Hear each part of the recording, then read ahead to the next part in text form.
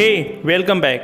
आज एक ज़बरदस्त टॉपिक के साथ आया हूँ, इंट्रोडक्शन ऑफ साइकोलॉजी के बारे में, जिसमें nature of psychology, scope of psychology, branch of psychology, goal of psychology, method of psychology, ethics of psychological research, psychological measurement के बारे में यह वीडियो है। करते हैं नेचर ऑफ साइकोलॉजी के बारे में। जैसा कि नाम से आपको स्पष्ट है, साइकोलॉजी, इसको ये ग्रीक वर्ड है साइके plus logos.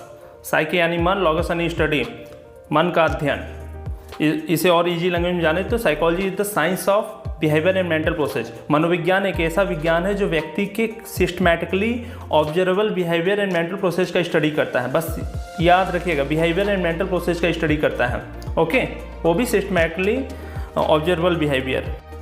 Scope of psychology की बात करें तो इसके 3 एरिया हैं, टीचिंग, रिसर्च, एप्लीकेशन। आइए बढ़ते हैं टीचिंग एरिया में, जो एकेडमिक एरिया के नाम से जाना जाता है, जिसमें कि लाइफ स्पेन डेवलपमेंट साइकोलॉजी आता है, human experimental psychology, animal experimental psychology, physiological psychology, quantitative psychology, personality psychology, social psychology, educational psychology, cognitive psychology, abnormal psychology.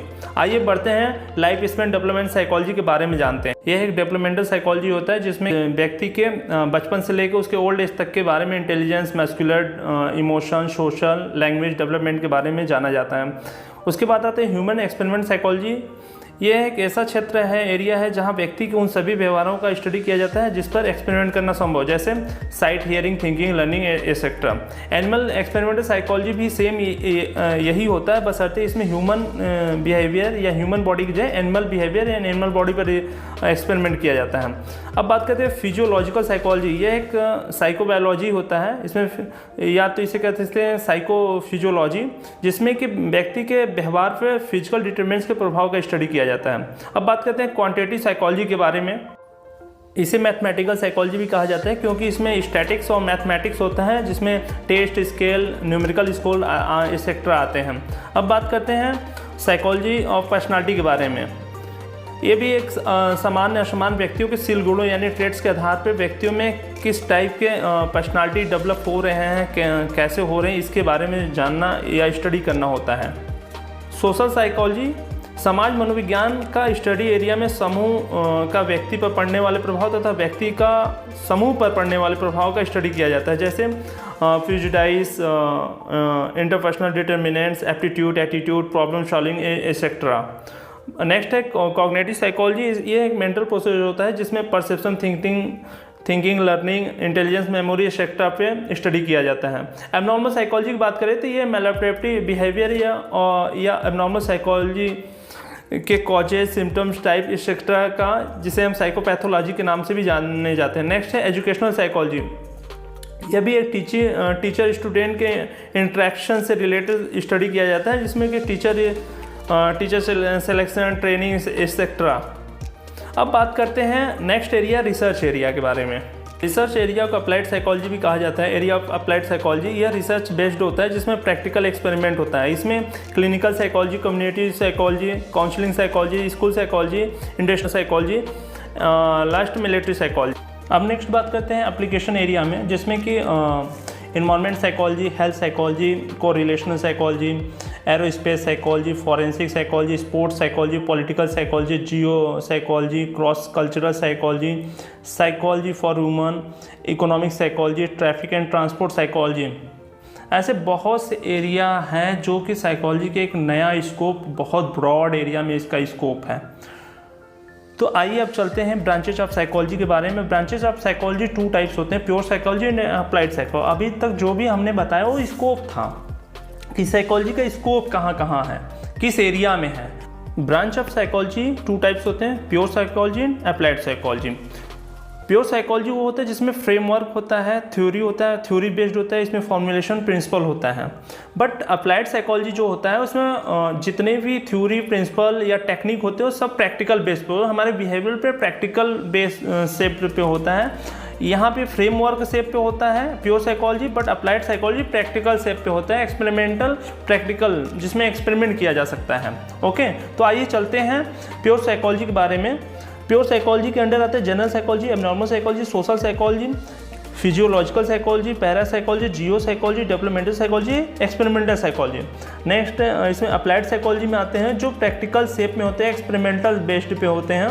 Applied psychology के under educational psychology, clinical psychology, industrial psychology, legal psychology, military psychology, political psychology. अब बात करते हैं goal of psychology. Measurement, description, prediction, control, explanation. यही 3 point होते हैं जो psychology के गोल को एक्सप्लेन करते हैं। व्यक्ति के बिहेवियर एंड मेंटल प्रोसेस को डिस्क्राइब करना और मेजर करना। मेजरमेंट में दो गुणों का होना आवश्यक है, रिलायबिलिटी एंड वैलिडिटी। जब मेजरमेंट हो जाता है उसको डिस्क्राइब कर लेते हैं तो उसके बाद हम प्रिडिक्ट करते हैं कि इसमें क्या होना चाहिए क्या नहीं होना चाहिए, उसको कंट्रोल करने के बाद जब मेजरमेंट, डिस्क्राइब और प्रिडिक्शन कंट्रोल कर लेते हैं उसके बाद पूरे डिटेल को एक्सप्लेन करते हैं। यही होता है साइकोलॉजी ऑफ गोल, मतलब गोल ऑफ साइकोलॉजी होता है जिसमें कि measurement and description, prediction and control, explanation होता है। मेथड ऑफ साइकोलॉजी के बारे में, साइकोलॉजी में व्यक्ति के बिहेवियर एंड मेंटल प्रोसेस का स्टडी करने के लिए कई तरह के मेथड्स को अपनाया जाता है जो इस प्रकार से हैं: introspection method, observation method, experimental method, survey method, longitudinal method, cross sectional method, cross cultural method, case study method या इसे क्लिनिकल मेथड भी बोला जाता है, फील्ड स्टडी मेथड, को relational method and last Meta analysis method. आइए जानते हैं इंट्रोस्पेक्शन मेथड के बारे में। जब कोई व्यक्ति अपने भीतर की अनुभूतियों का स्वयं निरीक्षण करता है तो इसे इंट्रोस्पेक्शन मेथड कहा जाता है। इसे इनर परसेप्शन या सेल्फ ऑब्जर्वेशन भी कहा जाता है। इसमें फर्स्ट पॉइंट हम बताएंगे, it is simple and variable होता है, अंडरस्टैंडिंग ऑफ कोवर्ड एक्सपीरियंस और पॉसिबल। डिमेरिट्स की बात करते हैं, ये continuous changes in mental process can not be observe. अब बात करते हैं नेक्स्ट, ऑब्जर्वेशन मेथड। ये बिहेवियरिज्म से आया है जेबी वाटसन के द्वारा। इस मेथड को ऑब्जेक्टिव ऑब्जर्वेशन मेथड भी कहा जाता है। इस मेथड में अध्ययन करता है व्यक्ति या पशु के बिहेवियर को निष्पक्ष भाव से अवलोकन करता है और अपने अवलोकन का एक रिपोर्ट तैयार करता है और इस एनालिसिस मतलब उसे एनालिसिस करके एक निष्कर्ष पर पहुंचता है। इसके 3 टाइप होते हैं: participate observation, non participate observation, naturalistic observation. Participate मतलब इसमें वो पार्टिसिपेट लेता है, नॉन मतलब नहीं, और नेचुरलिस्टिक मतलब जो जैसा एक्टिविटी करता है सेम वैसा ही हम ऑब्जर्व करते हैं। अब बात करते हैं एक्सपेरिमेंटल मेथड के बारे में। साइकोलॉजी का सबसे main scientific method experimental method होता है क्योंकि इसमें systematic, system, analysis, observation, perception and control सब इसमें होते हैं। इस विधि में किसी समस्या का समाधान प्राप्त करने के लिए हाइपोथेसिस बनाते हैं, लेकिन इस मेथड में कुछ वेरिएबल होते हैं जिनके फलस्वरूप एक्सपेरिमेंटल मेथड पूर्ण होता है। कंट्रोल सिचुएशन में इंडिपेंडेंट वेरिएबल में मैनिपुलेशन करके डिपेंड वेरिएबल पर क्या प्रभाव आया इसका मेजर, मापन या एनालिसिस करते हैं, तो इस विधि को एक्सपेरिमेंटल मेथड कहा जाता है।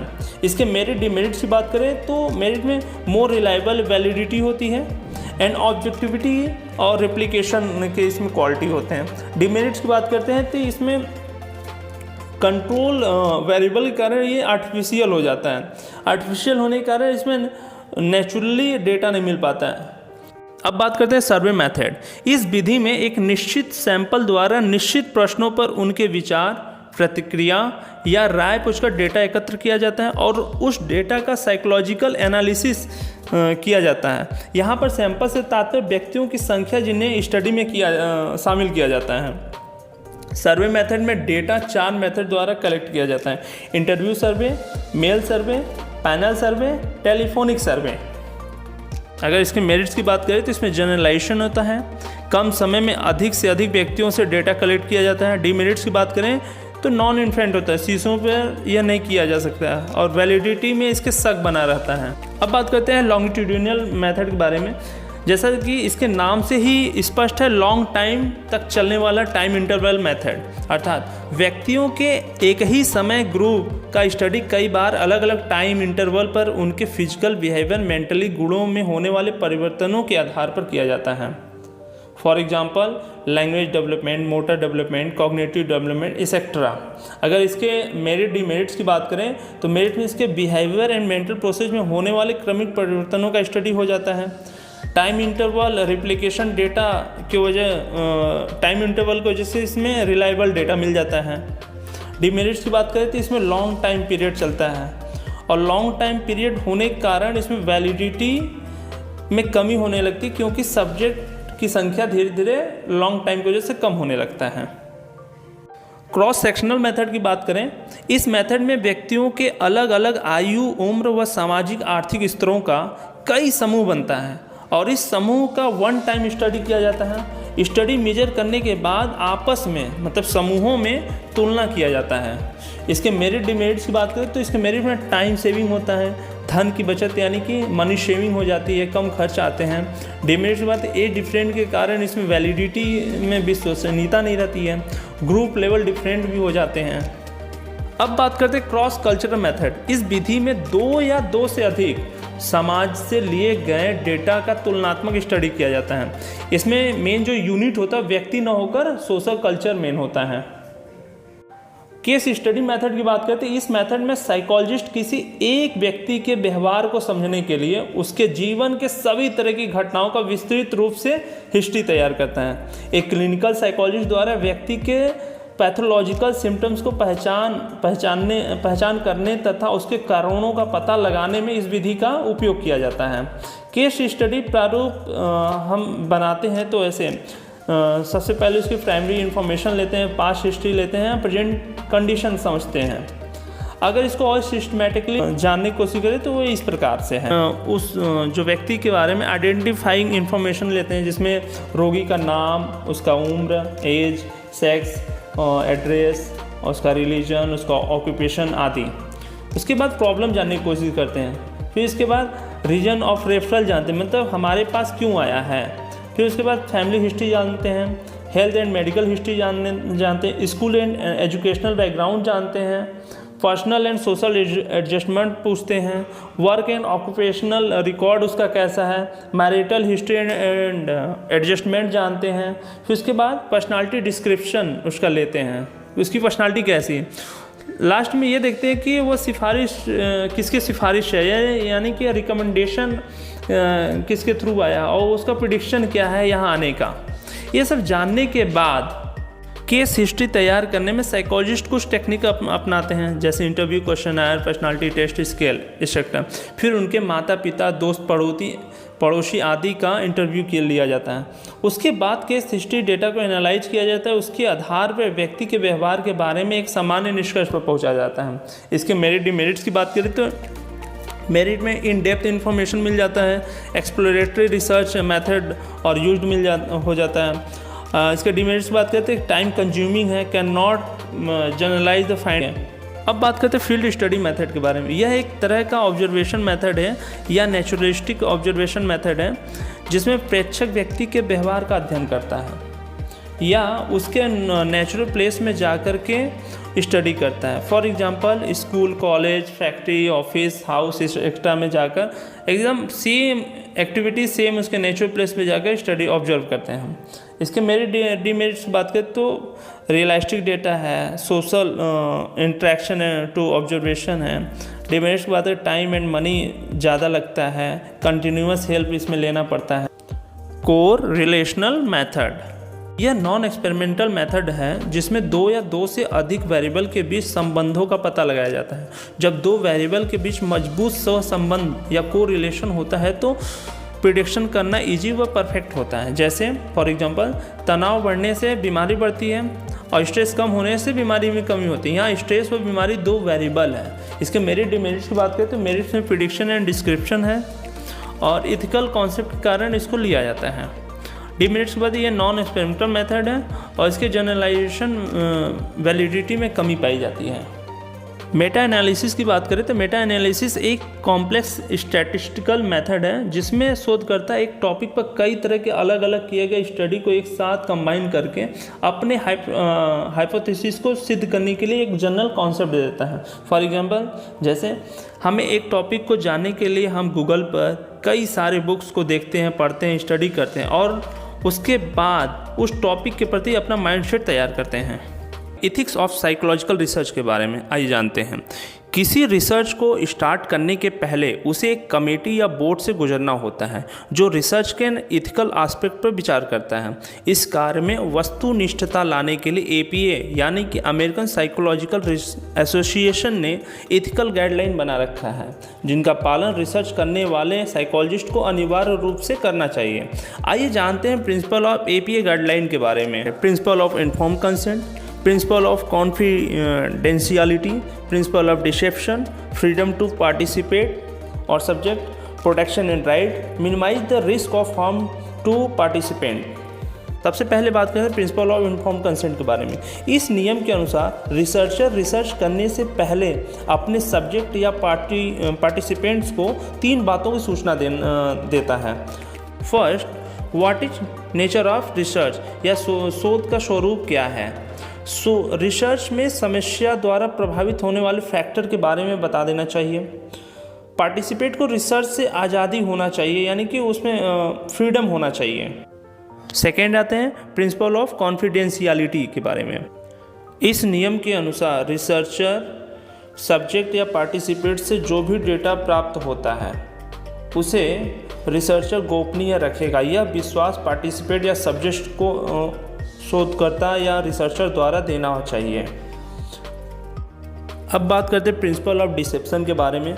इस नियम के अनुसार रिसर्च समाप्त होने के बाद सब्जेक्ट या पार्टिसिपेंट को रिसर्च के सभी पहलुओं, यहाँ तक कि कपट यानी डिसेप्शन किया गया हो तो उसके बारे में विस्तृत रूप से बता देना चाहिए। इसलिए इसे डिब्रीफिंग भी कहते हैं। डिब्रीफिंग के 2 गोल होते हैं। First, dehoaxing, second, desensitising. Dehoaxing से मतलब पार्टिसिपेंट से प्रयोग के रियल एम को बता देना चाहिए। डिसेंसिटाइजिंग से मतलब प्रयोग के दौरान होने वाले स्ट्रेस या नेगेटिव फीलिंग को कम करना चाहिए। अब बात करते हैं फ्रीडम टू पार्टिसिपेंट। पार्टिसिपेंट को प्रयोग या स्टडी से किसी भी समय अपने को अलग करने की स्वतंत्रता होनी चाहिए, यानी फ्रीडम होनी चाहिए उसमें। अब बात करते हैं प्रोटेक्शन एंड राइट्स की। पार्टिसिपेंट को रिसर्चर द्वारा पूर्ण रूप से प्रोटेक्शन देने के साथ ही उस पार्टिसिपेंट की प्रायोरिटी प्रयोग की प्रायोरिटी से ऊपर होनी चाहिए। ये ध्यान देना चाहिए रिसर्चर को। And last, minimise the risk. आइए जानते हैं मिनिमाइज द रिस्क। इसको एक्सप्लेन करते हैं। Minimise the risk of harm to participants. Participant को रिस्क के बारे में इन्फॉर्म किया जाना चाहिए और साथ ही इससे कैसे बचें। साइकोलॉजिकल रिसर्च में साइकोलॉजिस्ट इस बात का पूरा ख्याल रखने की कोशिश करते हैं कि जिन व्यक्तियों या पार्टिसिपेंट्स को रिसर्च में सम्मिलित किया जा रहा है उन्हें कोई हानि या किसी प्रकार की क्षति नहीं हो। इसलिए इन सब एथिक्स प्रिंसिपल को फॉलो किया जाता है। तो आइए जानते हैं साइकोलॉजिकल मेजरमेंट के बारे में। तो सबसे पहले जानते हैं मेजरमेंट क्या होता है। What is measurement. मेजरमेंट से मतलब किसी भौतिक राशि का परिणाम संख्याओं में व्यक्त करने को मेजरमेंट कहा जाता है। मेजरमेंट मूलतः कंपैरेटिव करने की प्रोसेस होती है या तुलना करने की प्रक्रिया है। इसको दूसरे शब्दों में कह सकते हैं मेजरमेंट से तात्पर्य किसी वस्तु, घटना आदि को किसी नियम के अनुसार कुछ आंकिक तत्वों के रूप में अभिव्यक्त करने से होता है। मेजरमेंट 2 प्रकार के होते हैं। First, psychological measurement and second, physical measurement.